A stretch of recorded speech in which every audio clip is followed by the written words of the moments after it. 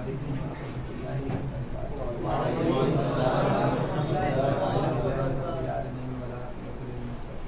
والصلاة والسلام على سید المرسلین، اما بعد، اعوذ باللہ من الشیطان الرجیم، بسم اللہ الرحمن الرحیم، انما یخشی اللہ من عبادہ العلماء، صدق اللہ العظیم۔ والصلاة والسلام علیک یا رسول اللہ، والصلاة والسلام علیک یا حبیب اللہ، والصلاة والسلام علیک یا نبی اللہ، وعلی آلک وصحابک یا نور اللہ، اللہ تعالی علیہ وسلم۔ الحمدللہ، کل ہم نے تحیۃ المسجد کے تعلق سے سنا۔ مسجد میں داخل ہونے کے وقت جو نماز پڑھی جاتی ہے اس کو تحیۃ المسجد کہا ہے، یعنی ہم نے کل حدیث شریف میں سنا یہ مسجد کا حق ہے جو ادا ہونا چاہیے کہ کوئی شخص اگر مسجد میں داخل ہو تو اس کو ضرور کچھ رکعتیں نماز پڑھنا چاہیے، ہے نا۔ یہ 2 رکعت پڑھنا اس لیے ہے کہ اگر کوئی اور نماز پڑھنے کا ارادہ نہ ہو تو، ورنہ ہم جو بھی وقت کی نماز پڑھنے کے لیے جاتے ہیں وہ اگر نماز ہم پڑھ لیتے ہیں تو یہ حق ادا ہو جاتا ہے، لیکن اگر ہم کوئی اور نماز پڑھنا مقصد نہیں ہے، صرف ویسے ہی مسجد میں کسی وجہ سے گئے تو 2 رکعت ضرور پڑھیں، ٹھیک ہے نا۔ اس کو تحیۃ المسجد کہا جاتا ہے۔ اور اس کے بعد ہم انشاءاللہ تحیۃ الوضو کے تعلق سے سنیں گے، اس کی فضیلت سنیں گے، لیکن اس سے پہلے تھوڑا سا رک کر نماز کے تعلق سے ایک چیز سنیں۔ ہم نے دیکھا کہ جب سے احیاء علوم میں علم، علماء اور عقائد کے بعد نماز کا جو شروع ہوا ہے معاملہ، ہم نے سنا کہ نماز کتنی اہم ہے۔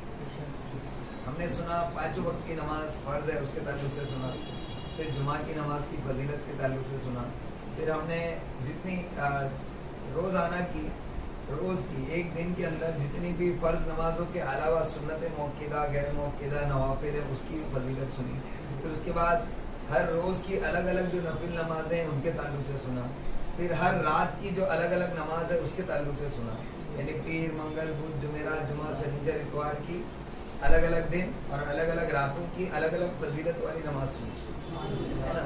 پھر اس کے بعد ہم نے مسجد میں داخل ہونے کی 2 رکعت نماز سنی، اور آج ہم وضو کرنے کی 2 رکعت نماز سن رہے ہیں۔ اس کے آگے بھی اور بہت ساری چیزیں آپ نے دیکھا، مطلب بتانا میں یہ چاہتا تھا کہ نماز یہ کیا ہے، یہ اللہ تبارک تعالیٰ سے بندے کا ایک تعلق ہے۔ اب اس کی ایک مثال میں ہلکی سی دیتا ہوں، تب آپ کو شاید تھوڑا سا پکچر کلیئر ہوگا۔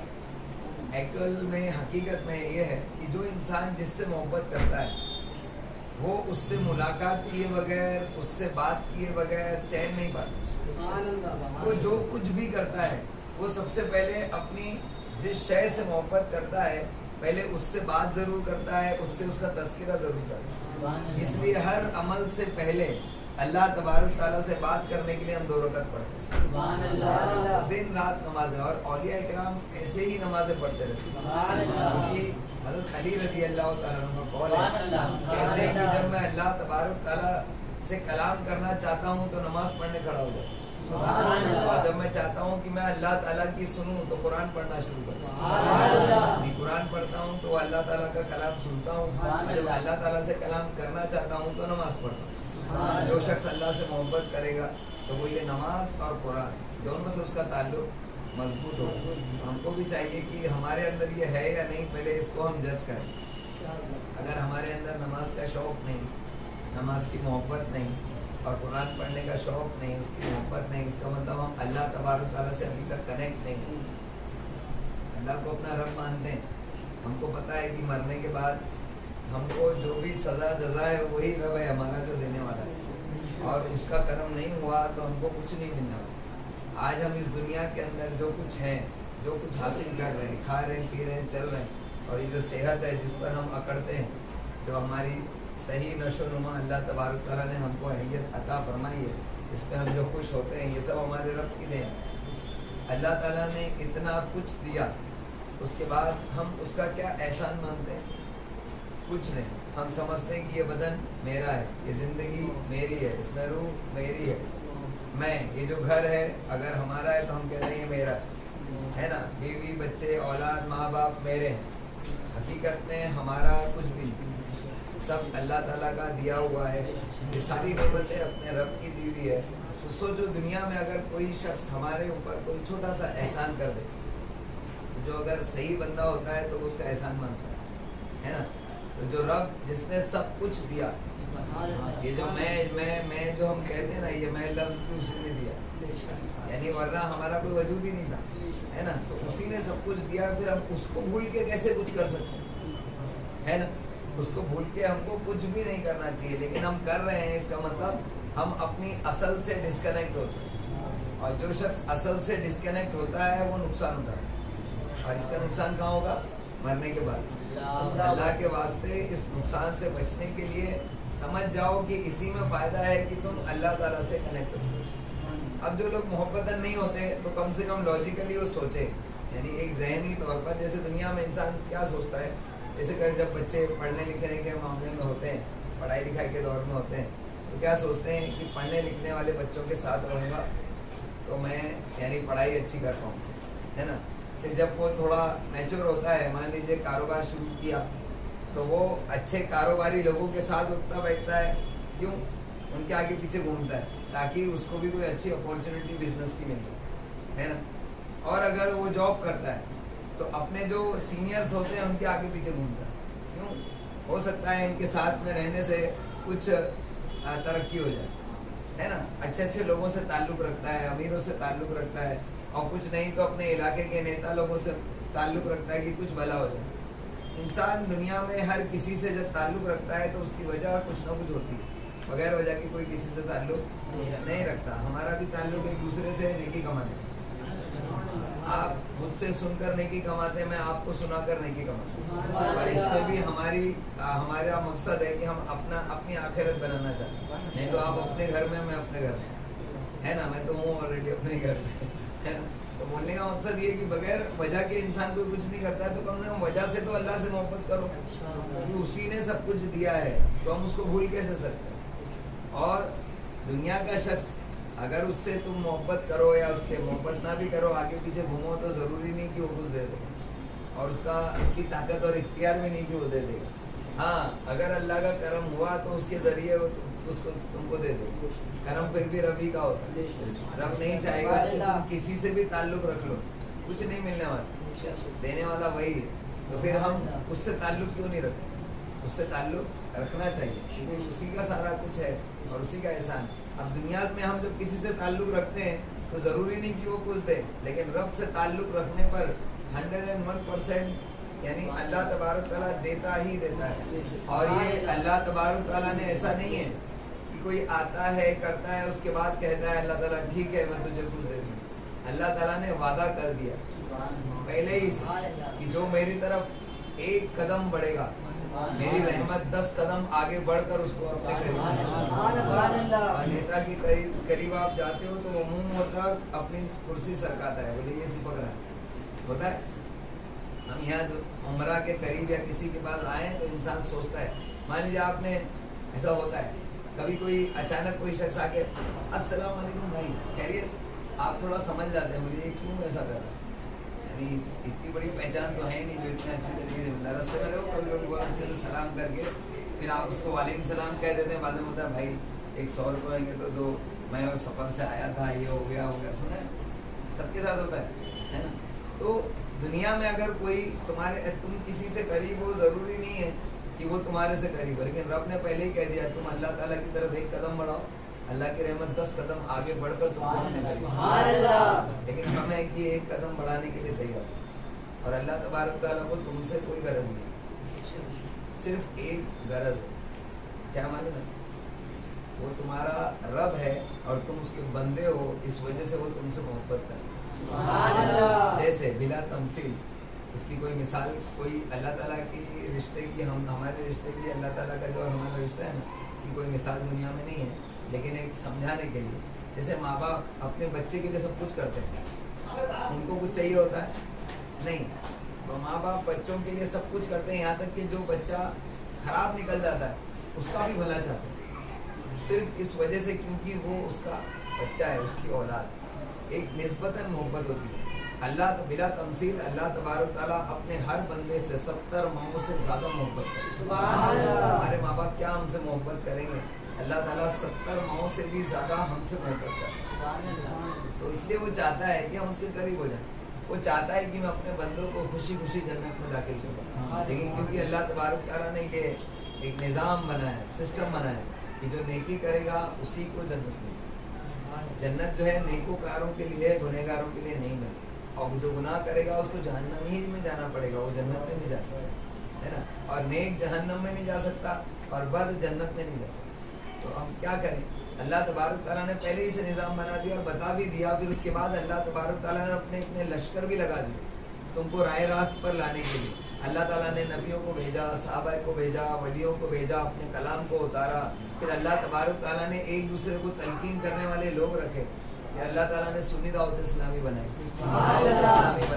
اتنی تحریکیں بنائی تاکہ تم تک جو ہے اللہ کا پیغام پہنچ سکے. اور پھر اس کے بعد میں پکڑ پکڑ کر اجتماع لانے والے بندے بنائے، ہے نا. وہ آپ نے ایک شعر یاد آ گیا، وہ ہے نا، ایمان کی تابانی کے لیے کیا خوب نہیں ہے ہم کو دیے، خواجہ اجمیری غوث جلی اور رضا بنائے اللہ. یعنی اللہ تبارک تعالیٰ نے ہماری ایمان کی تابانی کے لیے کیا خوب نگینے بنائے. ایک غوث پاک بنائے، خواجہ غریب نواز بنائے اور اعلیٰ حضرت بنائے. ہم کو چاہیے کہ اتنے احسانات کے بعد ایک ہم ہے کہ اس کی طرف التفات ہی نہیں کرتے، جبکہ فائدہ ہمارا ہی. جو بندہ کہاں تھا میں، جو بندہ کچھ بھی دنیا میں کرنا چاہتا ہے تو سب سے پہلے اللہ تعالیٰ سے ملاقات، یعنی اللہ کی بارگاہ میں کھڑے ہوتا ہے. میں یہ کرنے جا رہا ہوں، ٹھیک ہے نا، اے اللہ اب یہ کام ہے، ابھی یہ کام ہے، ابھی یہ کام ہے. تحیۃ المسجد، تحیۃ الوضو، تحیۃ النکاح، ہے نا. نکاح بھی ہوتا ہے تو 2 رکعت شکرانے کی پڑھتے ہیں. حج کر کے آئے، حج کرنے جا رہا ہے تو 2 رکعت، حج کر کے واپس آیا تو 2 رکعت، سفر کے لیے جا رہا ہے تو 2 رکعت، سفر سے لوٹ کر آیا تو 2 رکعت. اور اللہ والے گھر سے نکلتے تھے بھی 2 رکعت پڑھ کے نکلتے، میرا گھر میں لوٹ کر آ جاتے تھے تو بھی 2 رکعت پڑھتے. ہم اس میں سے کچھ تو کریں انشاءاللہ، کریں گے نا انشاءاللہ. آج انشاءاللہ تحیۃ الوضو کے تعلق سے سنتے ہیں. وضو کے بعد 2 رکعتیں پڑھنا یہ مستحب ہے، کیونکہ وضو ایک عبادت ہے اور اس کا مقصد نماز ہے. وضو کرتے ہی اس وجہ سے ہے تاکہ اس کے بعد اللہ تبارک تعالیٰ کی عبادت کی جائے، اور اللہ کی عبادتوں میں سب سے بہترین نماز ہے. بے وضو ہونا ایک پیش آنے والا معاملہ ہے، یعنی ہم نے وضو کر لیا، اب ہم اپنی مرضی سے وضو نہیں توڑتے، وضو ٹوٹ جاتا ہے. تو اس کے لیے فرماتے ہیں کہ یہ پیش آنے والا معاملہ ہے، اور بعض اوقات نماز سے پہلے حدث ہو جاتا ہے. ہم نماز پڑھنا چاہتے ہیں، وضو کیا، نماز پڑھنا چاہتے ہیں، لیکن نماز سے پہلے ہی وضو ٹوٹ جاتا ہے. تو ہمارے ہاتھ میں نہیں ہوتا. ہم تو چاہتے ہیں کہ باوضو رہیں، کیونکہ ہم کو نماز پڑھنا ہے، عبادتیں کرنا ہے، اور باوضو رہنے کی فضیلت پتہ ہے. جو شخص باوضو رہا اور اسی حالت میں اس کا انتقال ہوا تو اللہ تبارک تعالیٰ اس کو شہادت کی موت عطا فرمائے، شہادت کی موت. اس کے علاوہ جو شخص باوضو مرا، انتقال ہوا جس کا وضو کے حالت میں، اللہ تبارک تعالیٰ اس کو شہادت کی موت عطا فرمایا. اور وضو ٹوٹ جاتا ہے اور محنت ضائع ہو جاتی ہے، بس 2 رکعتوں کی طرف جلدی کرنا، وضو کے فوت ہونے سے پہلے مقصود کا پورا کرنا ہے، یعنی جلدی کرنا چاہیے. امام غزالی رحمۃ اللہ علیہ الفاظ تھوڑے گھومے پھرے ہوئے اس لیے لگ رہے ہیں کیونکہ ہم گھوم چکے ہیں. یہ ایگزیکٹ الفاظ یہی تھے، لیکن ہم بہت گھوم چکے ہیں، اس لیے ہم کو یہ چیزیں گھومی پھری ہوئی نظر آتی ہیں، ہم کو سمجھ میں نہیں آتی، لیکن ایکچوئل میں یہی صحیح ہے، ہم غلط. اور یہ عمل حضرت بلال رضی اللہ تعالیٰ عنہ کی حدیث سے بھی پتہ چلتا ہے کہ نبی کریم صلی اللہ علیہ وسلم نے فرمایا، ایک حدیث ہے کہ میں جنت میں داخل ہوا. حضور صلی اللہ علیہ وسلم نے صحابہ اکرام نے بتایا میں جنت میں داخل ہوا تو حضرت بلال رضی اللہ تعالیٰ عنہ کو اس میں دیکھا، جنت میں دیکھا. تو میں نے بلال سے پوچھا، اے بلال کس طرح تم مجھ سے پہلے جنت میں آ گئے؟ حضرت بلال رضی اللہ عنہ نے عرض کیا، مجھے کچھ پتہ نہیں، البتہ یہ کہ میں جب بھی وضو کرتا ہوں اس کے بعد 2 رکعتیں پڑھ لیتا ہوں. اور ایک حدیث میں آیا ہے کہ جب بھی میں بے وضو ہوتا ہوں تو فوراً وضو کر لیتا ہوں، اور جب وضو کرتا ہوں تو 2 رکعت نماز پڑھ لیتا ہوں. یعنی ہمیشہ باوضو رہا کرتے تھے حضرت بلال، اور جب وضو کرتے تھے تو ہر نئے وضو کے بعد 2 رکعت نماز بھی پڑھتے تھے. تو اس لیے اللہ تبارک تعالیٰ نے ان کو یہ مقام عطا فرمایا. ہم بھی کریں، اگر کریں گے تو اچھا ہے انشاءاللہ. وضو کریں، یعنی نماز پڑھنے کے لیے جاتے ہیں نا تو وضو کریں، تو وضو کرنے کے بعد جو ہے 2 رکعت تحیۃ الوضو بھی پڑھ لیں، وقت ہے تو ورنہ اگر آپ نہیں بھی پڑھیں گے تو یہ مستحب ہے. مستحب کس کو کہتے ہیں؟ مستحب وہ عمل ہے کرو گے تو اس کا فائدہ ملے, نہیں کرو گے تو کوئی بات نہیں, ہے نا. جیسے آپ اگر اپنے جاب پہ جاتے ہو, 8 گھنٹے کا جاب ہے, اس کے لیے آپ کو مان لیجیے 25,000 ملتے ہیں, ہے نا. آپ کو کہا کہ بھائی 1 گھنٹہ اگر آپ اور کام کرو گے تو آپ کو 5,000 ایکسٹرا ملے, ہے نا. آپ کہیں گے نہیں مجھے تو 8 ہی گھنٹہ کام کرنا, تمہاری مرضی, ہے نا. 1 گھنٹہ اور کرنے پہ اگر 5,000 ملتا ہے تو کون بیوقوف چھوڑے گا, ہے نا. اور اگر کہا کہ سنڈے بھی اگر آؤ گے تو اس کا 1 دن کا 1,000 روپے ایکسٹرا ملے, ہے نا, تو کون نہیں جائے گا. ایسے بہت سارے لوگ ہوتے ہیں کہ جو سنڈے کی چھٹی بھی نہیں چھوڑتے ہیں, کام کرتے ہیں. جن آفسوں میں کام بہت زیادہ ہوتا ہے وہ اپنے امپلائیز کو جو ہے اس طریقے سے کہتے ہیں کہ بھائی ایکسٹرا کام کرو اور اس کا پیسہ لو. تو ہم کو یہ وضو, تحت الوضو, تحت المسجد جتنا زیادہ سے زیادہ ہو کرنا چاہیے. کریں گے نا انشاءاللہ. حضرت ابو ہریرہ رضی اللہ تعالیٰ عنہ فرماتے ہیں کہ نبی کریم صلی اللہ تعالیٰ علیہ وسلم نے فرمایا جب تم گھر سے نکلو تو 2 رکعتیں پڑھو, وہ تمہیں برے نکلنے سے بچائے گی, اور جب گھر میں داخل ہو تو 2 رکعتیں پڑھو, وہ تمہیں برے داخلے سے محفوظ رکھے گی. آپ کہیں گے کہ گھر میں داخل ہونا اور گھر سے نکلنا بھی اچھا برا ہوتا ہے, یعنی اگر ہم اللہ کا نام لے کر اور یا نماز پڑھ کر گھر سے نکلتے ہیں تو یہ اچھا نکلنا, اور جو ایسے ہی بس منہ اٹھایا اور گانا گاتے ہوئے نکل گیا, ہم ایسا کرتے ہیں یا نہیں کرتے؟ کبھی ماں باپ سے لڑائی کرتے ہوئے, کبھی الٹا سیدھا کہتے ہوئے, اور ماں سے آج تو گالی دیتے ہوئے بھی لوگ گھر سے نکلتے ہیں, نا. تو سوچے یہ گھر یہ برا نکلنا ہوا یا نہیں.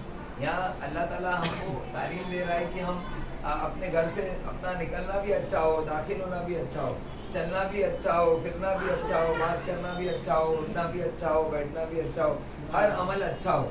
تو اس کے لیے ہم کو اچھے لوگوں کے طریقے پر عمل کرنا ہے, اور سب سے اچھا طریقہ میرے نبی کا ہے, سنتوں پر عمل کریں انشاءاللہ. تو یہ حدیث یاد رہے گی نا. سرکار نے فرمایا جب تم گھر سے نکلو تو 2 رکعتیں پڑھو, وہ تمہیں برے نکلنے سے بچائے گی, اور جب گھر میں داخل ہو تو 2 رکعتیں پڑھو, وہ تمہیں برے داخلے سے محفوظ رکھے گی. ہر ایسا عمل جس کی کوئی وقت ہو اس کے شروع کرنے کا معاملہ بھی اسی طرح سے, یعنی کوئی بھی عمل ایسا کہ جو اللہ تعالیٰ کے نزدیک جائز اور درست ہو تو اس کے پہلے تم 2 رکعت نفل پڑھ سکتے ہو. میں نے بھی بتایا اللہ والے بغیر اللہ تعالیٰ کے کانٹیکٹ کے کچھ نہیں کرتے. جیسے ہم اپنے جیسے اچھے نیک بچے ہوتے ہیں تو ماں باپ کو بتائے بغیر گھر سے بھی باہر نہیں نکلتا. امی میں نیچے جا رہا ہوں, اور دوست کے پاس کاپی لینے جانا ہے, ایسا ہے ویسا ہے, بتا کر جاتے ہیں, ہے نا. تو اللہ تبارک تعالیٰ سے کانٹیکٹ رہتا ہے ان لوگوں کا جو لوگ اللہ والے ہوتے ہیں. اس لیے حدیث شریف میں آتا ہے کہ احرام کے وقت بھی 2 رکعتیں پڑھو, ابتدائے سفر کے وقت بھی 2 رکعتیں پڑھو, اور سفر سے واپس گھر جانے سے پہلے بھی مسجد میں 2 رکعت پڑھو. یہ حضور صلی اللہ علیہ وسلم کی سنت ہے کہ نبی کریم صلی اللہ علیہ وسلم کہیں سے بھی سفر سے واپس آتے تھے تو پہلے علاقے کی مسجد میں جاتے, مسجد میں نماز پڑھتے تھے 2 رکعت, پھر اس کے بعد گھر لوٹتے, یعنی گھر آنے سے پہلے مسجد میں 2 رکعت, اس کے بعد اپنے گھر آتے تھے, پہلے اللہ کے گھر میں پھر اپنے گھر. یہ تمام باتیں رسول اللہ صلی اللہ تعالیٰ علیہ وسلم سے روایت ہیں. بعض بزرگ کھانا کھاتے وقت بھی 2 رکعتیں پڑھتے تھے, یعنی کھانا کھانے سے پہلے 2 رکعتیں پڑھتے تھے, پانی پیتے وقت بھی 2 رکعتیں پڑھتے تھے. آپ کہو گے اب تو بس بہت ہو رہا ہے نا, تو بہت ہو رہا ہے, بہت ہی تو کریں گے تب تو بہت ملے گا. چاہیے بہت اور کریں گے بہت نہیں تو کیسے چلے گا. بہت چاہیے تو بہت کرو انشاءاللہ. اسی لیے تو اللہ تعالیٰ نے ان کو اپنا یہ درجہ دیا کہ اللہ تعالیٰ ان کو جنت میں وہ مقام عطا فرمائے گا. اور اسی لیے سرکار نے فرمایا یہ 2 رکعتیں کوئی شخص اگر اچھا وضو کر کے پاکی حاصل کر کے اگر 2 رکعت اس طریقے سے پڑھے کہ اس کے اندر اس کو کوئی بھی اللہ کے سوا دوسرا خیال نہ آئے تو اس کی یہ 2 رکعت دنیا اور ما فیہا, یعنی اس میں جو کچھ ہے دنیا اور دنیا کے اندر جو کچھ ہے سب سے بہتر ہے.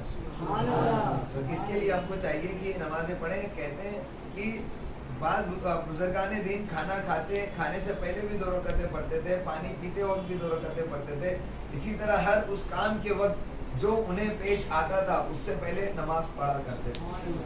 ہر کام کا شروع کرتے وقت اللہ تعالیٰ کے ذکر سے برکت حاصل کرنا چاہیے, اور اس کے 3 مرتبے ہیں. بس اسی پہ ختم کریں گے, دھیان سے سنیں. یعنی ہر کام کے شروع سے پہلے 3 اس کے مرتبے ہیں, اس کو سنیں. پہلا, بعض کام کہے جانے میں مثلاً کھانا اور پینا تو اس میں اللہ تعالیٰ کے نام سے ابتدا کرے، یعنی صرف اللہ تعالیٰ کا نام بھی لے لے تو یہ کام اللہ کے نام سے شروع ہوتا ہے۔ نبی کریم صلی اللہ علیہ وسلم نے فرمایا ہر اچھا کام جسے بسم اللہ سے نہ شروع کیا گیا وہ ناقص ہوتا ہے، ناقص یعنی انکمپلیٹ، اور ہم ہر کام چاہتے ہیں کہ کمپلیٹ ہو، تو جب کمپلیٹ کرنا ہے تو بسم اللہ پڑھ کر کرو، جو کام بغیر بسم اللہ کے کیا جاتا ہے وہ ناقص رہ جاتا ہے، ادھورا رہ جاتا ہے۔ وہ عمل جو تکرار کے ذریعے زیادہ نہیں ہوتا لیکن وہ اہم کام ہوتا ہے، جیسے نکاح، نصیحت، مشورہ کی ابتدا، تو اس صورت میں مستحب یہ ہے کہ اللہ تعالیٰ کی حمد کے ساتھ شروع کریں۔ نصیحت سے پہلے ہم یہ بیان سے پہلے پڑھتے ہیں نا الحمدللہ رب العالمین، یہ اللہ کا ذکر ہے۔ اسی طریقے سے اگر تم کسی سے کچھ رائے لینے جا رہے ہو نا تو بھی پہلے بسم اللہ پڑھو، کسی کو رائے دینے جا رہے ہو تو بھی بسم اللہ پڑھو، کسی سے کوئی کوشچن کرنے جا رہے ہو تو بھی بسم اللہ پڑھو، کسی کا کوئی جواب دینے جا رہے ہو تو بھی بسم اللہ پڑھو، یعنی بسم اللہ کی عادت اتنی زیادہ ہونا چاہیے۔ میں نے جب میں چھوٹا تھا قریب 14-15 سال کا، تبھی میں نے پہلی مرتبہ فیضان سنت میں بسم اللہ الرحمن الرحیم کی فضیلت پڑھی۔ اس کی فضیلت اگر آپ ایک مرتبہ خود پڑھیں گے نا، خود یہاں تو سمجھایا جاتا ہے تو بعض وقت کیا ہوتا ہے انسان کچھ سنتا ہے کچھ نہیں سنتا ہے، لیکن جب خود پڑھتا ہے نا تو ایک الگ ہی بات ہوتی ہے۔ تو آپ پڑھو گے نا انشاءاللہ تو کبھی بسم اللہ الرحمن الرحیم پڑھنا نہیں چھوڑو گے۔ اب یہاں یہ حدیث درج نہیں لیکن میں بتا دیتا ہوں بسم اللہ الرحمن الرحیم ہے کیا۔ فضائل برکات شریعت جو کتاب ہے سنی دعوت اسلامی کی درسی کتاب، اس کے اندر بسم اللہ الرحمن الرحیم کی فضیلت میں ایک حدیث لکھی ہوئی ہے، تو مجھ کو جیسی یاد ہے میں آپ کو بتاتا ہوں، اس میں کچھ کم و بیشی ہو سکتی ہے۔ بسم اللہ الرحمن الرحیم اصل میں یہ جنت کے اندر کوئی نہر ہے، یعنی کوئی ایک جگہ ہے، ایک سکون ہے جس میں بسم اللہ الرحمن الرحیم لکھا ہے، جس میں سے 4 نہریں نکلتی ہیں، اور اس کی ڈیٹیل مجھے ابھی یاد نہیں رہی ورنہ میں بتاؤں۔ یعنی بسم اللہ الرحمن الرحیم جو ہے ایک ایسی عام بات نہیں ہے کیا بس اللہ کے نام سے میں نے شروع کیا ہے، اللہ تبارک تعالیٰ نے اس کی بہت اہمیت رکھی ہے، اور انشاءاللہ وہ میں کل حدیث شریف جو ہے واپس سے پڑھ کر آپ کو انشاءاللہ کل پھر سے آپ کو انفارم کرتا ہوں تاکہ ہمارے عمل میں ہے، لیکن اتنا ہی کافی ہے سمجھنے کے لیے کہ بسم اللہ الرحمن الرحیم پڑھے بغیر جب تم کام کوئی کرتے ہو تو وہ ادھورا رہ جاتا ہے۔ اس لیے اگر آپ اپنے کم سے کم بسم اللہ الرحمن الرحیم سے اگر اتنی زیادہ آپ کو محبت نہیں ہے، اپنی دنیا کی محبت ہے، تو دنیا کے بھی کام تو کمپلیٹ کرنے کے لیے اللہ ہی کا واسطہ ہے، تو اللہ کا ساتھ دو انشاءاللہ، ہے نا، اللہ کے نام سے شروع کرو، آہستہ آہستہ اسی سے محبت ہو جائے گی۔ دوسرا یہ کہ وہ عمل جو تکرار کے ذریعے زیادہ نہیں ہوتا لیکن وہ اہم کام ہوتا ہے، تو اس کے لیے مشورہ کرے یا نکاح کرے یا نصیحت کرے تو اس سے پہلے مستحب ہے کہ 2 رکعت نماز پڑھے، اللہ تعالیٰ کی حمد کے ساتھ شروع کرے، لہٰذا نکاح کرنے والا یوں کہے الحمدللہ والصلاۃ علی رسول اللہ زوجت کا ابنتی، یعنی تمام تعریفیں اللہ کے لیے ہیں اور اللہ تعالیٰ کے رسول پر رحمت ہو، میں نے اپنی بیٹی کا نکاح تجھ سے کیا، یہ الفاظ ہیں اس کے، تو اس کا شروعات کہاں سے؟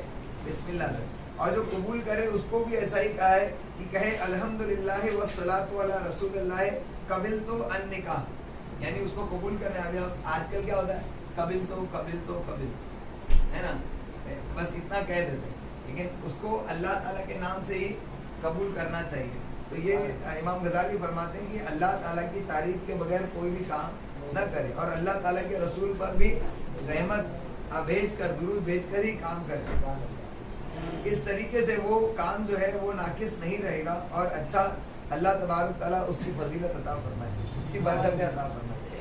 تیسرا یہ کہ جو عمل زیادہ تکرار کے ساتھ نہیں آتا لیکن جب واقع ہوتا ہے تو دیر پا ہوتا ہے، اور وہ وقعت والا ہے، جیسے سفر کرنا یا نیا مکان خریدنا یا احرام باندھنا یا اس جیسے دوسرے اعمال، تو ان سے پہلے 2 رکعت پڑھنا بھی مستحب، اور کم سے کم اس میں تو ضرور پڑھیں انشاءاللہ۔ ہم لوگ کیا کرتے ہیں، نیا گھر خریدتے ہیں تو میلاد شریف کر لیتے ہیں، لیکن کرنا کیا چاہیے، جب پہلے مرتبہ گھر خرید لیا اس کے بعد پہلی مرتبہ صاف صفائی کرنے کے بعد سب سے پہلے قرآن شریف لے جا کر رکھتے ہیں نا ہم لوگ، جہاں نماز بچھا کر 2 رکعت بھی پڑھے، ٹھیک ہے نا، یہ طریقہ اختیار کرنا چاہیے آپ کو، بھلے سے گھر خود کا ہو یا بھاڑے کا، لیکن اس طریقے سے جائیں تو کریں انشاءاللہ۔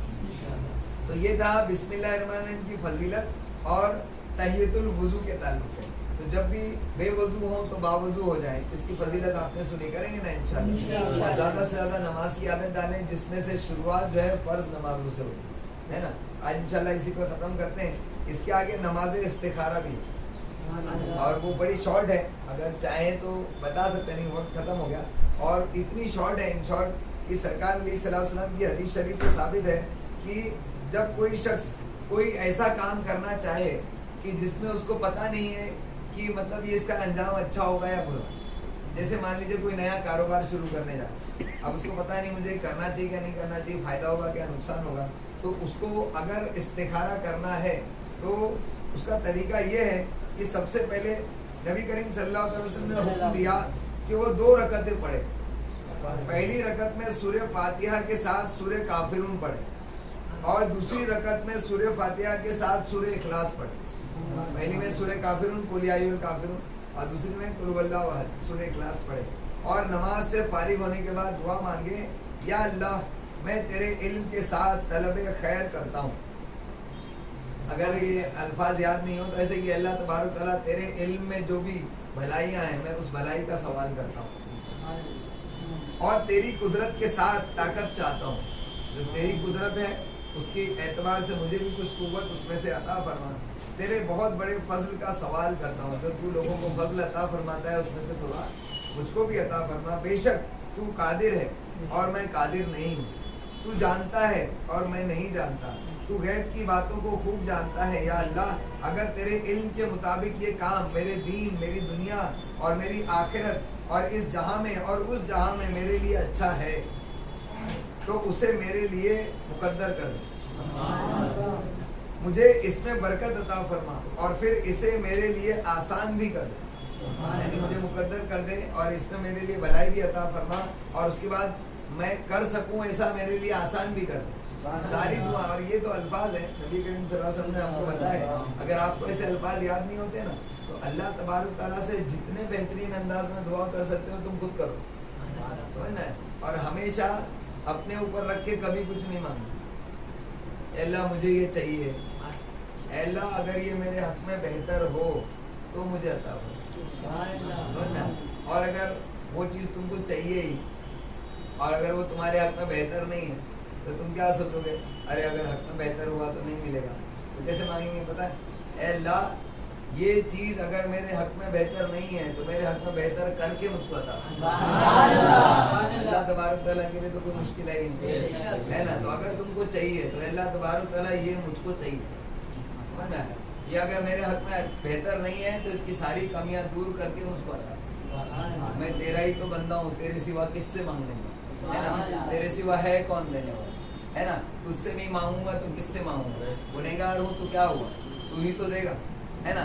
یہ انداز ہونا چاہیے. اور اولیاء کرام کا انداز ایسا ہوا کرتا تھا. آپ نے سنا تھا وہ کون سے اللہ کے ولی تھے, کیا نام تھا ان کا؟ حضرت برخ الاسود نام تھا.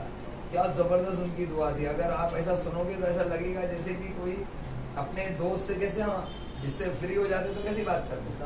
یعنی لوگ برسات نہیں ہو رہی تھی تو موسیٰ علیہ السلام کے پاس گئے, تو موسیٰ علیہ السلام سے کہا کہ ہمارے لیے دعا کریں کہ برسات نہیں ہو رہی. اللہ تعالیٰ نے موسیٰ علیہ السلام کے پاس جبریل علیہ السلام کو بھیجا کہ جاؤ اور اے موسیٰ ان سے کہہ دو کہ جاؤ کیا برق الاسود کے پاس جاؤ اور اس سے دعا کرو, تب دعا قبول. سوچو برق الاسود یا موسیٰ علیہ السلام ہیں ابھی دنیا میں, تو وہ نبی ہے اور وہ ولی ہے. نبی کو بھیجا جا رہا ہے ولی کے پاس کہ ان سے دعا کروا. جب ان سے دعا کروائی تو وہ دعا کتنی خطرناک کی ہم نے پڑھی تھی. ایسے جیسے کہ دوست ایک دوست سے کہتا ہے نا, مجھ کو جیسے میں بھی الفاظ استعمال کر رہا ہوں, مجھے میں تجھ سے نہیں مانگوں گا تو کس سے مانگوں گا, تو مجھے نہیں دے گا تو اور کون ہے دینے والا. اس طریقے سے یہ تو تھوڑا کم ہے, وہ اس سے بھی ہارڈ طریقے سے انہوں نے دعا مانگی تھی. انشاءاللہ کبھی ہوا تو وہ بھی کل نکال کے انشاءاللہ ہم بتائیں گے انشاءاللہ. تو دعا ہے نا, وہ مانگنے کا ایک انداز ہوتا ہے, لیکن اس کے لیے تم کو اللہ تبارک تعالیٰ سے ویسا کلوز ہونا پڑے. اور جو شخص اللہ تعالیٰ سے ایسا کلوز ہو گیا نا, اس کو کیا چاہیے وہ سب ملتا ہے.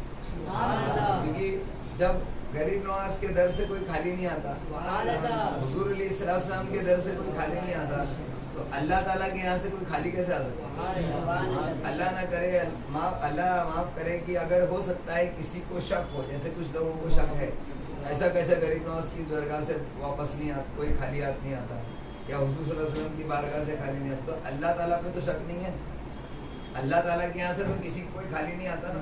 تو اللہ تعالیٰ کے یہاں سے مانگو ویسا تو آپ کو ملے گا انشاءاللہ، اور مانگو گے تو غریب نواز کے یہاں سے بھی مل جائے. عقیدت ہونی چاہیے، اگر سچی عقیدت ہے تو یہاں سے ملے گی، کیونکہ جو وہاں سے ملتا ہے وہ یہیں سے ملتا ہے، اور جو یہاں نہیں وہ وہاں ہے نا. اس لیے اعلیٰ حضرت فرماتے ہیں بخدا، یعنی اللہ کی قسم، بخدا، خدا کا یہی ہے در. کون سے در کی طرف اشارہ کر کے کہہ رہے ہیں اعلیٰ حضرت؟ حضور صلی اللہ علیہ وسلم کے مزار کے تعلق سے، کہ بخدا، خدا کا یہی ہے در، نہیں اور کوئی مفر مکر. جو وہاں سے ہے یہی آگے ہے، جو یہاں نہیں تو وہاں. یعنی جو وہاں سے جو کچھ ملتا ہے وہ یہیں آ کے ملتا ہے، اگر یہاں نہیں ملا تو وہاں بھی نہیں ملے گا. ایک کمپنی کوئی مینوفیکچر کرتی ہے، سمجھ لیجئے صابن ہے نا، مینوفیکچر ہوتا ہے نا. آپ جاؤ گے ڈائریکٹ اس کے بعد بولو گے بھائی میرے کو ایک صابن دے دے، تو کہاں بھیجے گا؟ دکان پہ. آپ بولو گے کہ میں نے ایجنسی میں جاؤں، ڈسٹریبیوٹر کے پاس جاؤں، دے گا وہ؟